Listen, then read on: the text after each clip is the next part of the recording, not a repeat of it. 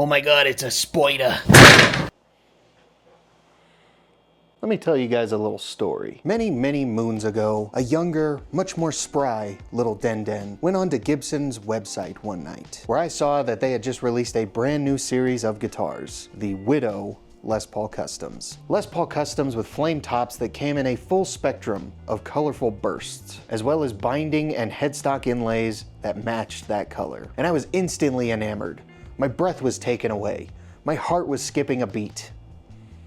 Those last two are mostly because I have asthma and a heart murmur, but still, I really like the way they looked. Now, I already knew I couldn't afford a Gibson because, well, I was still in high school, but I just wanted to check and see what the price was anyway, just to have a little look, and I extra couldn't afford these. Now, I already had plenty of pipe dream guitars, so I mourned the idea of ever having one right then and there and just went on with the rest of my life. Many, many years later, I start hearing talk that Epiphone is getting ready to release their own series of Les Paul Widows for all us poors out there. But I still dismissed the idea of getting one, because even though it just seemed like they were colorful versions of the $7.99 Kalamazoo headstock Les Paul Custom, I could have all but guaranteed that Epiphone was going to sell these for around $1,200. And at first it also didn't seem like they were going to release a blue version of the Widow, which is extra whack because, like, blue is objectively the best color. Like, come on. But about a month or so later, I see that they have finally officially been released, exclusively at Guitar Center for $7.99, the exact same price as the regular Kalamazoo headstock Epiphone Les Paul Custom. And to top it all off, there was indeed a blue version.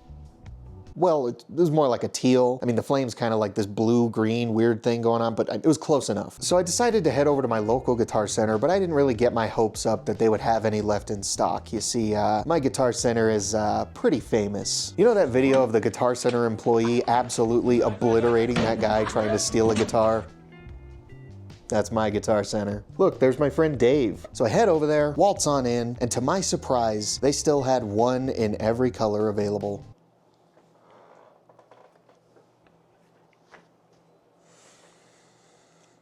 So I bought the blue one. The end.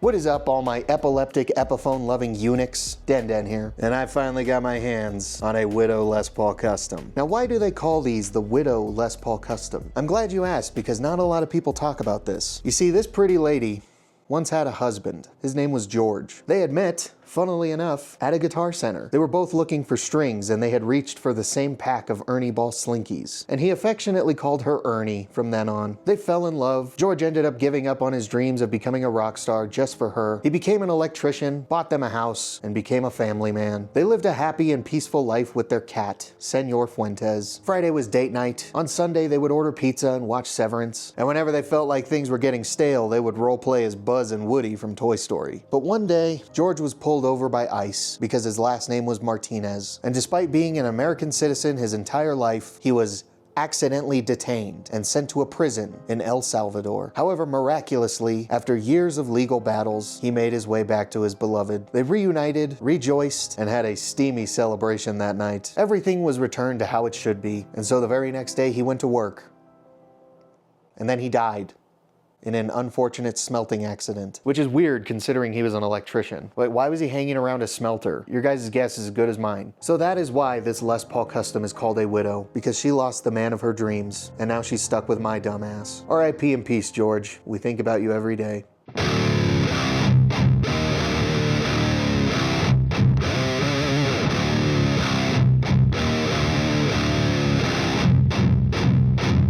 Now, the title of this video may have thrown you guys off a little bit. Normally, we aren't the nicest to Epiphone around here. Now, you see, we've been rather honest about our feelings towards Epiphone for quite some time now. And I don't mean honest like one of those videos where the title says, "Brutally Honest Review." And then the guy's just an asshole for 20 minutes. It's not that kind of honesty. Those guys just want to talk shit. But while I do take issue with a lot of Epiphone's decisions when it comes to consistency and pricing, I don't have many bad things to say about this guitar. In fact, I have so few that we'll actually start with the negatives on this guitar.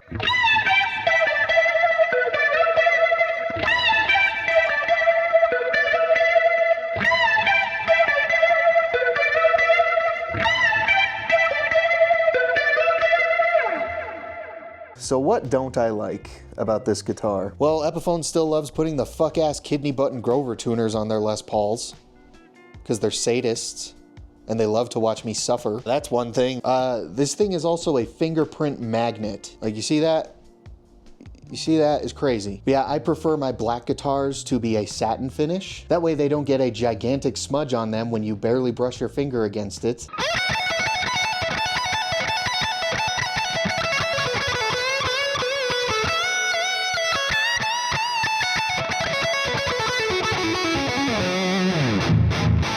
Glossy finishes can also be kind of sticky on the neck, which is kind of whack. I also wish this was more of a proper blue. I know they call it indigo burst, and Gibson has made teal widows before, but this still doesn't really look like those. The orange, red, and purple version of the Epiphone widows look exactly like their Gibson counterparts. But I don't know, Epiphone seems to have a little trouble getting the blue accurate on their blue guitars. Like that blueberry burst Les Paul Modern they made, that looks more like blood in a swimming pool. Like, it looks pretty cool, don't get me wrong, but it's not blueberry burst. Might I recommend to Epiphone that they rename that one Jaws Burst. And they've also recently come out with a Blueberry Burst Les Paul Standard, and it doesn't really look anything like the Gibson Blueberry Burst. It looks more like a Gibson Blueberry Burst that's been dead for a week. I think the color on the binding is great. I really like that color of blue. But the rest of this guitar is more like this weird blue-green, and sometimes the flame top looks more gray than it does blue. But I mean,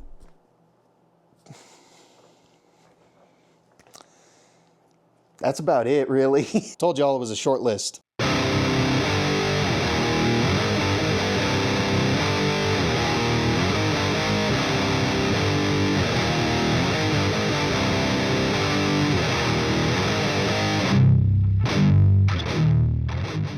But other than those superficial negatives, this thing's pretty nice. Shout out to Epiphone for actually leaving these at $799. I really thought they were gonna list these for like $1,200. And don't lie to yourself. You and I both know you thought the same thing. Now the specs are pretty much the same as the $799 Epiphone Les Paul Custom, just with a few differences. This has a mahogany body, but it also has a flame maple veneer on top of that. And another shout out to Epiphone because I can actually see the flame on this one. It's not all blurry and fuzzy like most other Epiphone flame tops. And while it is just a veneer, this top is really nice. I didn't just get this one because it was the blue one. The flame top on this one was easily the best looking out of the four that were available at my Guitar Center. This one also comes with an ebony fretboard and a mahogany neck. However, one of the first differences is apparently the neck shape on this guitar is what they're calling a modern medium C. And I'm not gonna lie, honestly, it feels exactly the same as the slim taper neck that comes on the regular $799 Kalamazoo headstock Les Paul Custom. It's the same neck shape. I don't know why they're suddenly calling it a modern medium C, whatever that means, but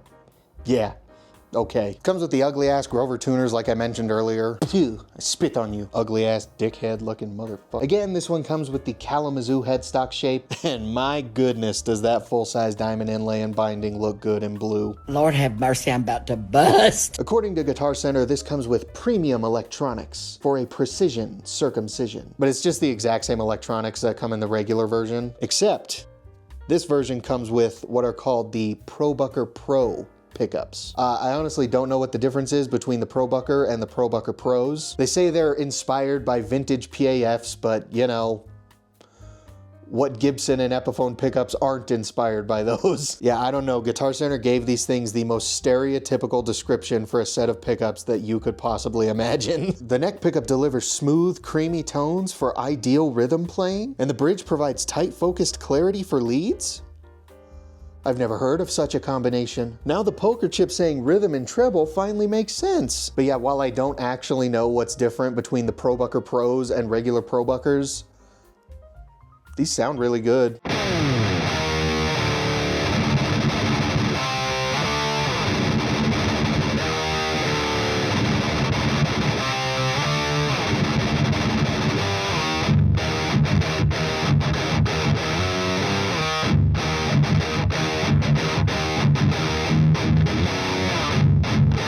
I like like the sound of these pickups more than I like the sound of the Gibson pickups that come in my $1,200 IBGC Epiphone Les Paul Custom. I can say it right. But yeah, while I like the pickups that come in this guitar more than the ones that come in that guitar, I still prefer the regular Probuckers that come in this Epiphone Les Paul Custom over this one. These are still really nice sounding pickups, but I just think I prefer those ones a little bit more. Now, surprisingly, there's actually one little way that these Epiphone Widows are superior to the Gibson Widows. I know 4 Gibson people just put a hit out on me for saying that. But you see, the way that they get the colored headstock and the colored binding is they use a tinted clear coat. You can see on the neck where they tape it off and it's just regular white binding underneath. Now on the Gibson version, they use nitrocellulose lacquer. Don't get me wrong, I still prefer nitro, but nitro fades and wears a lot faster over time. So the Gibson Widows are actually going to start losing color a lot faster than the Epiphones will. Epiphone's clear coat is more like a 2-inch thick layer of plastic. So the color on the Epiphone Widows is pretty much never going to go away, at least not in your lifetime. But yeah,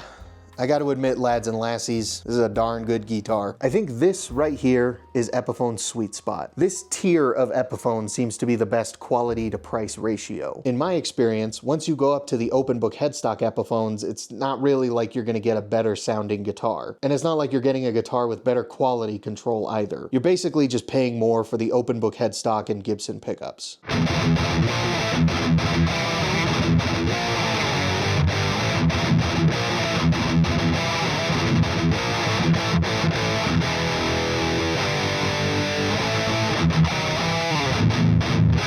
But yeah, GG Epiphone, you done did good with these ones. Which is weird because Epiphone themselves haven't advertised these guitars at all. Now don't get me wrong, $800 is still quite a lot for a guitar, but compared to the fuck shit crazy price gouging on a lot of other guitars, including other ones that are made by Epiphone, this one seems to be a pretty reasonable price for what you get. Maybe if we didn't live in a late stage capitalist dystopia, not everything would be so goddamn expensive. But that's not the world we live in, is it?